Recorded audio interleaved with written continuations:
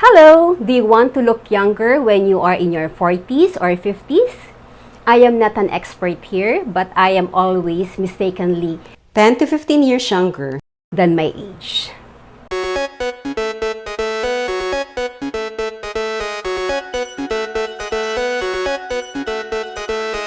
Hello, I'm Queen V and I'm now in my 50s.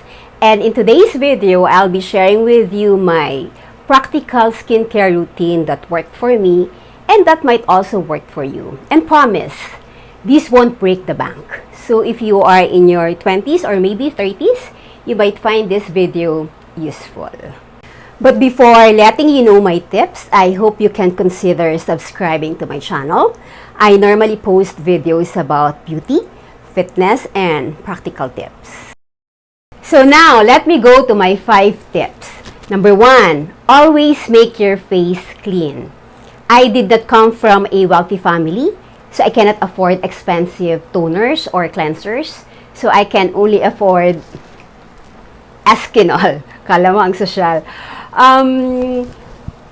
I've been using Eskinol since in my 20s up to 40s because this is so much affordable. But when I started working, I tried using other brands or other toners because they said that Eskinol is not good for skin because it contains alcohol. But apparently, I always come back to Eskinol because I really feel my face clean.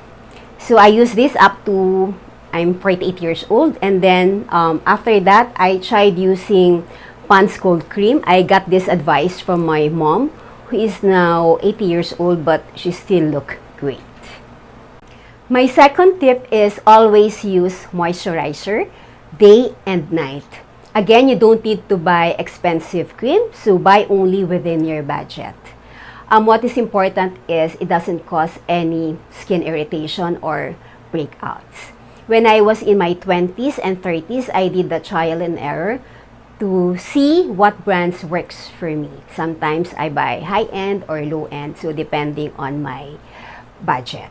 So my tip for you is that if you're going to try the trial and error, please do it one at a time. Let's say, for example, if you want to change your moisturizer, so keep your toner so that you can easily pinpoint which one is causing you breakouts or irritation if you have. My third tip is never go to bed with makeup on, no matter how tired or sleepy you are. So make sure that you clean your face and you moisturize it. My fourth tip is be generous in applying lotion all over your body. So the best time to apply lotion is that when you just came out from the shower while your body is still a bit wet or damp. So that is the best time to apply. Me, myself, I always have my lotion in the office, inside my car, and in my bag to keep my hands always moisturized. Because what they say is that you can always pinpoint the age of a lady or a woman depending on how their hands look like. So far, my hands are still not that old yet because I always moisturize. So, my fifth and last tip is I sleep early. I normally sleep between 10 to 10:30 p.m. Sleep is incredibly important for physical appearance.